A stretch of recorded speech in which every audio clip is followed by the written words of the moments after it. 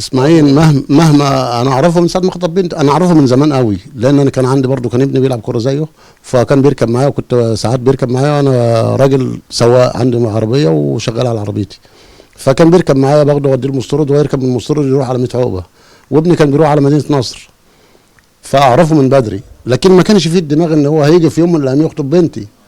فلما لفت الايام ودارت الايام لقيته مثلا بعت لي واحد يطلب بنتي، وافقنا والحمد لله، وان هو راجل ما كانش بطال وراجل كويس. هو اسماعيل كان بيلعب فين اصلا؟ كان بيلعب في الزمالك، كان بيلعب في نادي الزمالك. كام سنه؟ يلعب من هو سنه 6 سنين لحد يعني قعد حوالي 12 13 سنه في نادي الزمالك. لما جه بقى زمايله استعادوا للفريق الاول وهو ما اتصعدش مع انه احسن منهم، فحصلت له ازمه راح سايب النادي.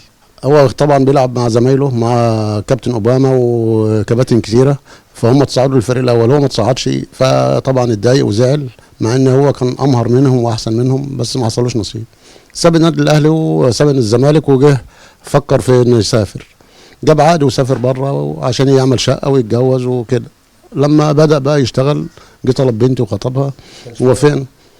هو ما كانش شغال، كان شغال اي حاجه، بياع، المهم كان شغال، هو اللي بيسافر باي شغل. فالراجل كان شغال واجتهد وتعب وجعل نفسه كتير، ومع انه ما كانش متبهدل يعني، فجعل نفسه كتير. ربنا كرمه وقدر يقف على رجليه. جه طلب بنتي، انا رحبت بيه ووافقت.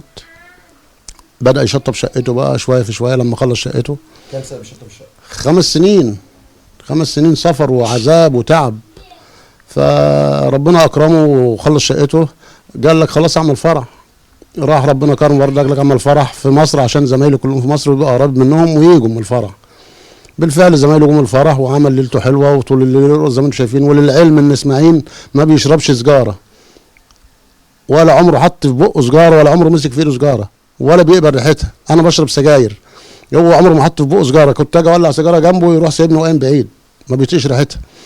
وانا كمان الناس قالوا عليا ان انا بلطجي. الحمد لله لا، انا راجل محترم جدا، ولا عمري اعرف حاجه عن البلطجه، ولا عمري اتكلمت مع حد. في ناس شافت فيديوهات اسماعيل وشافته ان هو مهيبر في الفيديوهات، قالت صاحبه مديله حاجه أو. استحاله استحاله استحاله. انا واحد من الناس اشهد قدام اي حد انه عمره ما خد سيجاره ولا عمره ما خدش الكلام ده خالص. واسماعيل مش بتاع الكلام الفاضي ده كله. طب الوفاه حصلت ازاي؟ الوفاه حصلت ازاي؟ راجل قضى ليلته محترم جدا وفرحان بعروسته وعروسته فرحانه بيه وتمام تمام زي ما شفته في الفيديوهات، والراجل بيرقص وفرحان زي اي شاب ما بيبقى فرحان بليله دخلته. فالراجل فرحان جدا وبيرقص وفرحان تمام التمام، وخلصنا فرحنا على خير والدنيا زي الفل. واخد اتوبيسات وناس من البلد رايحه له وناس رايحه ليا، وركبنا وروحنا كل واحد، وهو خد عروسته وروح. يا دوبك طلع من القاعه اللي سمعته، وهو طلع من القاعه ما فيش ربع ساعه بالظبط، احنا طالعين 12 وربع او 12 ونص من القاعه. بعدها بربع ساعه بيقول لمراته انا تعبان عندي الم في بطني مش عارف ايه. المهم انت بتهرج يا اسماعيل، هي بتقول له انت بتهرج يا اسماعيل، انت بتخلينا نفرح بقى شويه. لقيته راح نايم على صدرها وراح مستشهد نطق الشهاده. نطق الشهاده بتقول 4 مرات نطق الشهاده على صدري في العربيه هي وهو والسواق. نطق الشهاده 4 مرات هو على صدرها.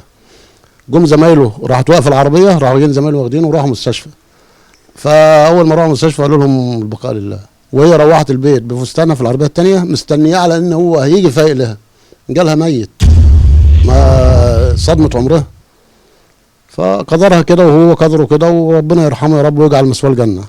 اسماعيل ما كانش راجل وحش، وكان راجل مؤدب وكان راجل محترم، واسرته اسره كويسه، اسره على قدها بس ناس محترمه وناس عندها عزه نفس وناس مؤدبين، وكلهم يعني ما احنا بقالنا مع بعض يعتبر خلينا في الاول 3 سنين. اسماعيل كان العائد للاسره؟ كان اسماعيل العائد الوحيد لاسرته، عنده 2 اخوات برضه يعني يشتغل شويه وشغل اي كلام يعني. فهو الراجل كان العائد الوحيد لهم، واخوه لسه شاب بعد منه كان عايز يتجوز، لسه شقته على الحيطان ما فيش سقف وما فيش حاجه خالص، فكان هو هيسافر وهيساعده ويعملوا شقته عشان يجوزه. فدلوقتي الدنيا اتغيرت بالنسبه له. شايف بكره بنتك ازاي؟ والله بكره ده بتاع ربنا مش بتاعني، ربنا هو اللي هيدبرها وهو اللي هيأذن بيه، احنا هننفذه. فانا ما اقدرش اقول دلوقتي، انا في دماغي حاجه كتيره بس مش بايدي، فاللي ربنا يعمله هو اللي هيكون، وده سابق الاوان وما نعرفش لسه ايه اللي هيتم. وهي موجوده في بيتهم وربنا هو عليه صالح الحال، ونشوف ربنا يعمل ايه يعني. للعلم ان هو علا مواليد 1/9/99، فهو كان عيد ميلاده 1/9، وهو الراجل كان محتفل ومظبط جوازه على انه يعمل لها مفاجاه في عيد ميلادها 1/9، بس ما حصلش نصيب، وهو فين في بيت الحق واحنا في بيت الباطل. فهي بقى ربنا يتولاها ويرحمه ربنا. عايزك تقولي الكلمه اللي بنتك قالتها لي ان انا هقعد هنا واعيش على ذكرها. ما انا كمان هي بتقول لي، بقول لها لما اسماعيل ربنا توفاه. ما هو لما هو توفى اسماعيل وربنا طلبه في بيت الحق، فجيت بقول لها يعني الوضع ده هيدنه لحد دلوقتي وبتاع، قالت لي انا مش هروح بيتنا وهعيش هنا على ذكراه، وهدن قاعده في شقتي ومش هروح بيتنا، وهدن عايش على ذكراه. انا متجوزه امبارح، ارجع تاني بيتنا تاني؟ مش هرجع تاني، وهعيش كده من غير جواز واقعد في شقتي وخلاص، وهشتغل واصرف على نفسي واعيش.